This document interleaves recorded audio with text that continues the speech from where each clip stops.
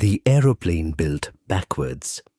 It is the 1st of May, 1942, at Woodley Aerodrome on the edge of Reading, and the morning has the thin, milky light of a day that nobody is quite looking forward to.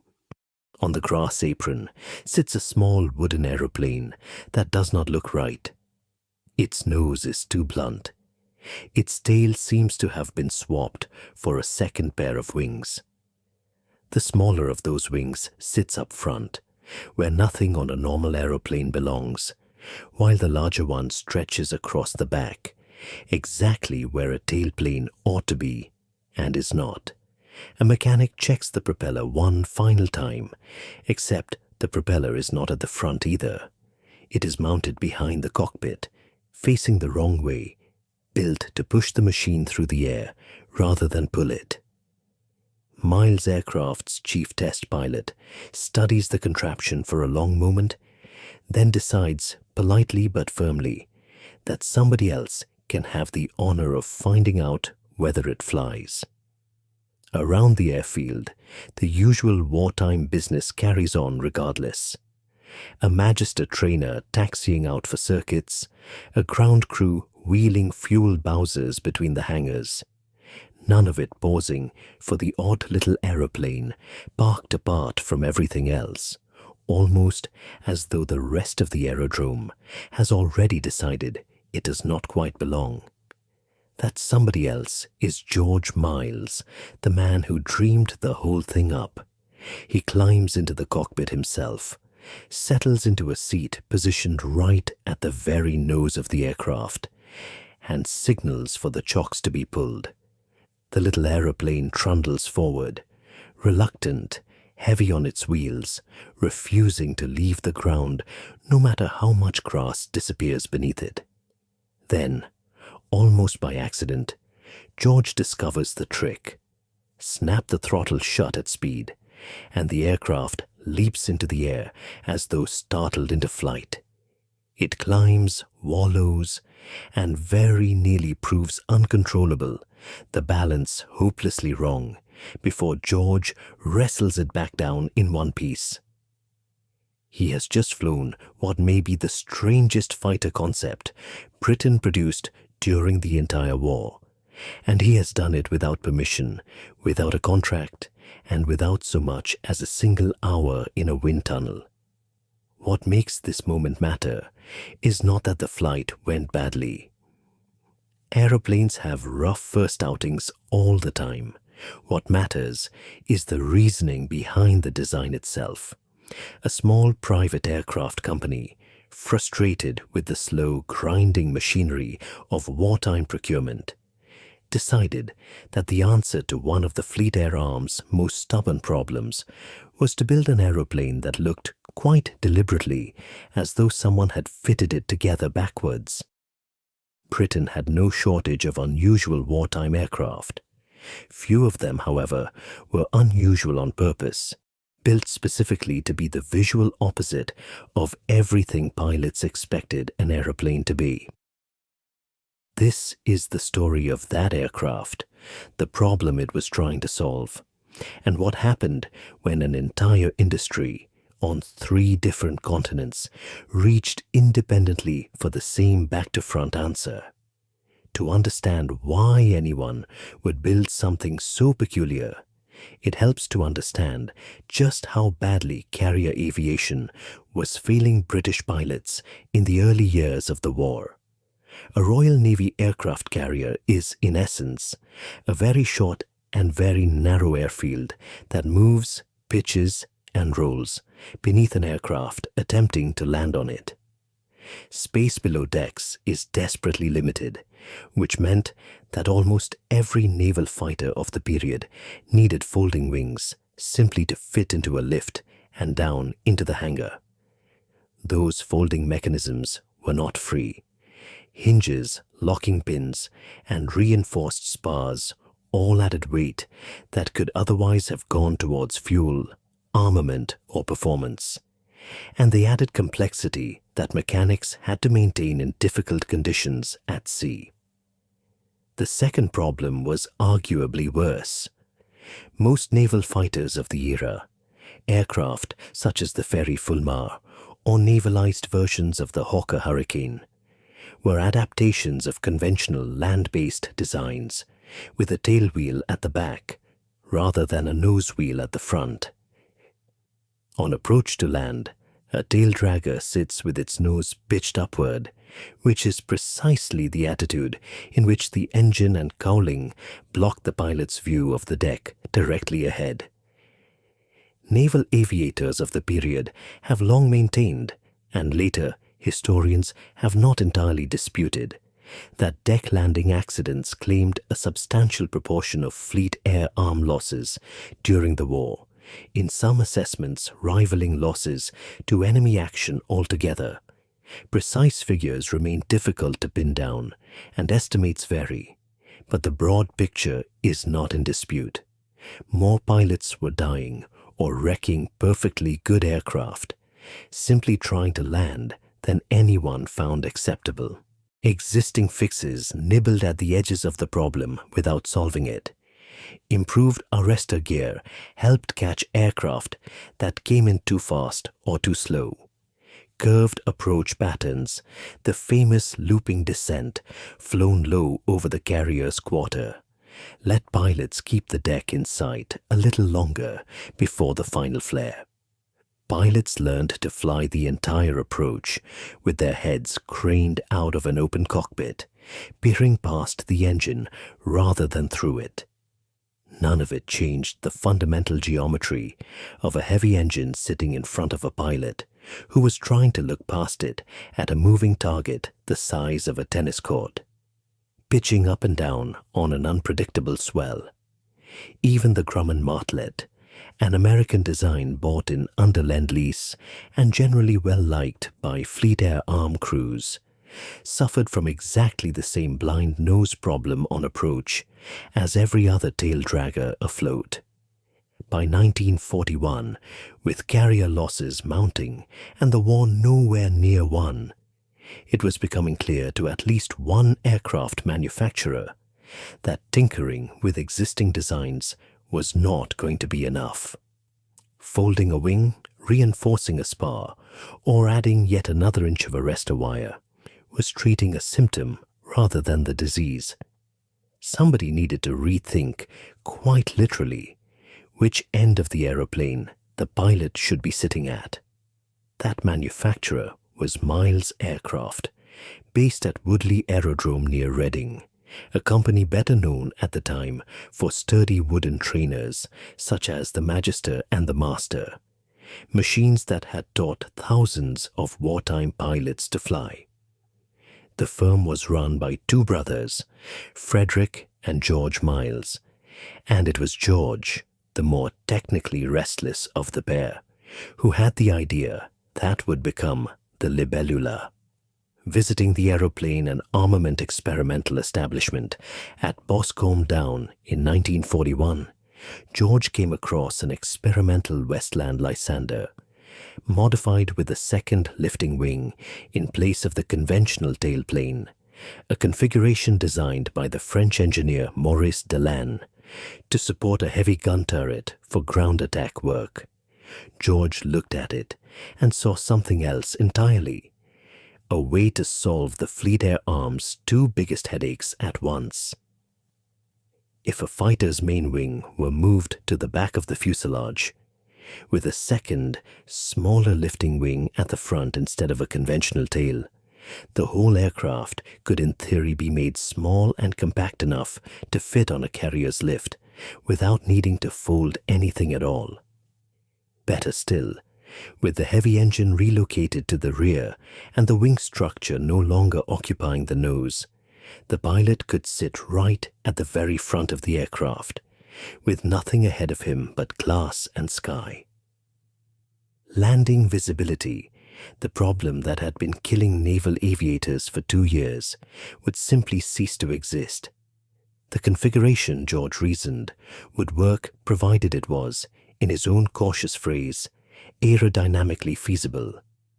Nobody at Miles actually knew yet whether it was.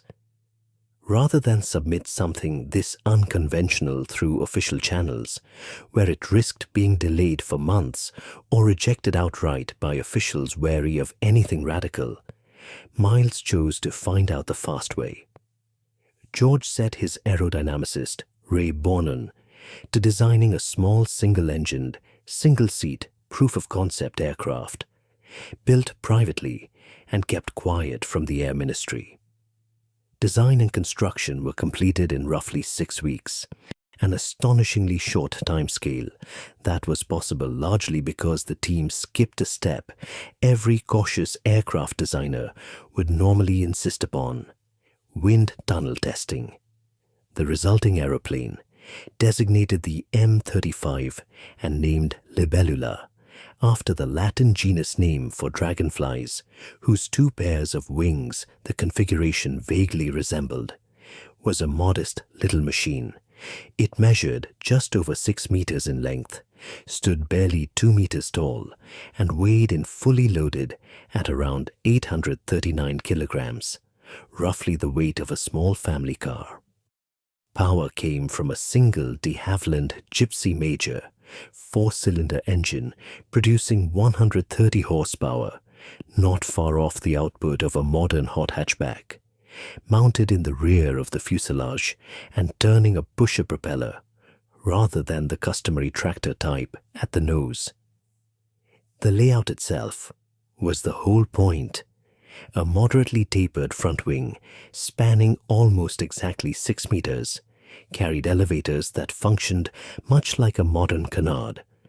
The rear wing, slightly wider at just over 6 meters, was built in 3 sections: a flat centerpiece that cleared the propeller arc and supported the main undercarriage, and 2 outer sections swept back at roughly 30 degrees, each tipped with a large end plate fin and rudder, doing the job a conventional tail fin would normally perform. Fixed tricycle. Undercarriage itself a novelty on a British fighter-type aircraft in 1942 when most still sat back on a tailwheel, completed a silhouette that, viewed from the side, genuinely did look as though somebody had taken a perfectly ordinary fighter and built largely of wood and fabric in workshops more accustomed to turning out training aircraft by the hundred, in keeping with the company's usual construction methods and the wartime need to conserve strategic aluminium.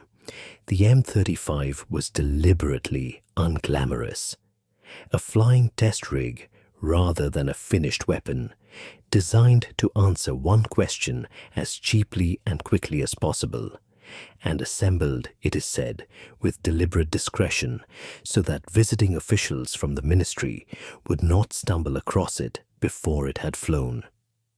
If you are finding this interesting, a quick subscribe helps more than you know, and it costs nothing but a tap. That first flight on May 1st, 1942, very nearly ended the entire project before it began. With the center of gravity incorrectly set, the M-35 proved almost uncontrollable in the air, and only George Miles's own quick handling brought it down safely. Subsequent flights, once the aircraft had been correctly ballasted, told a more encouraging story. The tandem wing layout could indeed be flown, and flown usefully, by an ordinary pilot. Further test flying through 1942 helped generate the aerodynamic data that would feed into Miles's next and considerably larger tandem wing project. What it did not do, and this needs to be said plainly, was lead anywhere near combat. The M-35 never carried armament, never wore squadron markings, and never operated from a ship. Its entire flying career consisted of a handful of trial flights from a grass aerodrome in Berkshire. And when Miles formally submitted a full-size naval fighter proposal built on the same principles to the Admiralty and the Ministry of Aircraft Production, both bodies rejected it outright, irritated that the company had built and flown an unauthorized aircraft without official sanction in the first place. Undeterred, Miles redirected the concept towards a different requirement altogether. In July 1942, the company submitted a tandem-wing bomber proposal against Air Ministry Specification B.11/41, a requirement originally drafted around a rival Hawker design powered by twin Napier Sabre engines that had since been cancelled. To prove the layout would scale up safely, Miles built a 5/8 scale flying model of the proposed bomber, the M39B, fitted with two 140 horsepower Gypsy major engines and first flown on the 22nd of July 1943. It managed little more than 102 miles per hour in level flight, hardly a warlike figure, but it displayed, in the understated language of the official report, no undesirable handling characteristics, exactly the reassurance the full-size project needed. The Ministry of Aircraft Production funded further development, and the sole M39B eventually passed to the Royal Aircraft Establishment at Farnborough in 1944, where it survived 2 accidents and repairs before being broken up once the full-size M39 bomber program it supported was itself cancelled, a casualty of shifting wartime priorities and the rapidly advancing promise of jet propulsion. Britain was not alone in reaching for this back-to-front solution, and the comparisons are instructive. In Germany, Henschel pursued a broadly similar idea with the P-75, a heavy twin-engined Canard fighter, roughly 12 meters long, with an 11-meter wingspan, intended to mount 430mm cannon in its nose for the bomber-destroyer role. 2 Daimler-Benz DB605 engines, mounted side by side behind the cockpit, were to drive contra-rotating pusher propellers, theoretically combining the firepower of a heavy fighter with the unobstructed forward view of a single-seater. On paper, the P-75 promised devastating firepower against Allied bomber formations. In practice, the project never progressed beyond design studies and a partial mock-up before being abandoned around 1942, as German industry redirected scarce engineering resources towards more conventional, proven designs already in production. Across the Atlantic, the United States Army Air Corps had been exploring near-identical thinking even before America entered the war, issuing a 1939 requirement, R-40C, that explicitly invited unconventional fighter layouts in pursuit of better performance, armament, and pilot visibility than existing types could offer. Curtiss Wright's response, the XP-55 Ascender, looked uncannily like a cousin of the Libellula. Swept wings at the rear, a pusher engine tucked behind the cockpit, twin vertical tails, and forward canard control surfaces. A resemblance so pronounced that pilots nicknamed it the Ascender for its reversed silhouette. Unlike the Miles design, the Ascender reached full prototype status, with 3 examples built and flown from late 1943 onward. Flight testing, however, exposed serious stall and spin behavior, the aircraft's nose dropping with little warning at low speed, and one prototype crashed at a public air show in 1943, killing both the pilot and several spectators on the ground.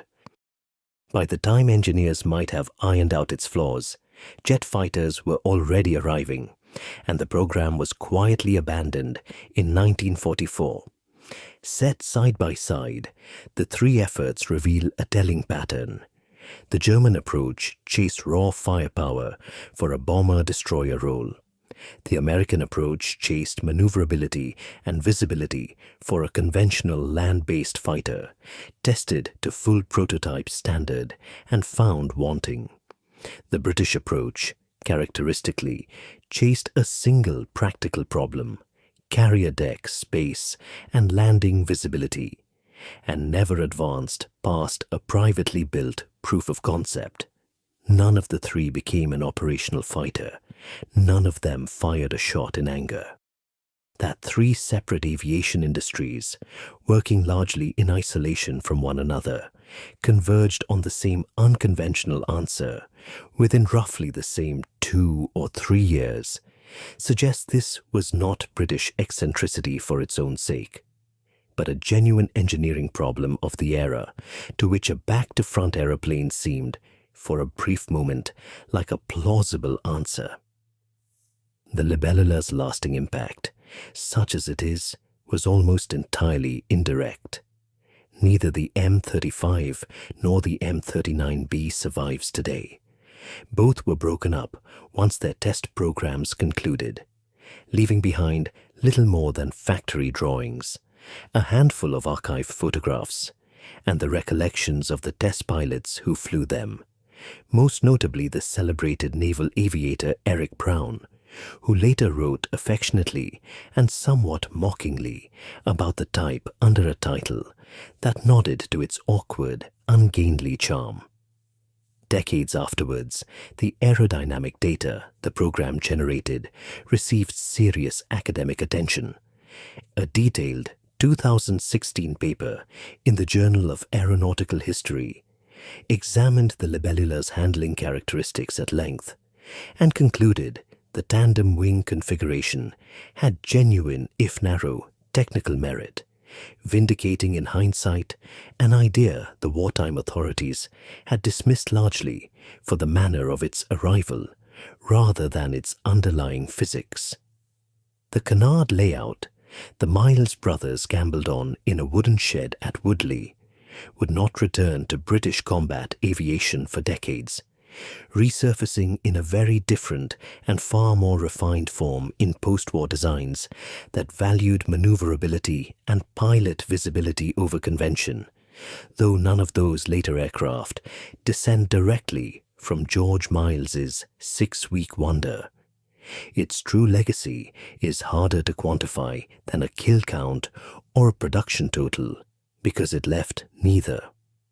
What it left instead was proof, however limited and however quietly filed away in a government archive, that the configuration could be flown safely by an ordinary pilot, a fact nobody could have stated with confidence before May 1st, 1942.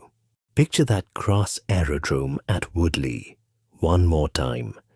A small wooden aeroplane built in 6 weeks without permission and without a single wind tunnel test sits trembling on its undercarriage while a company director climbs into the cockpit because nobody else will.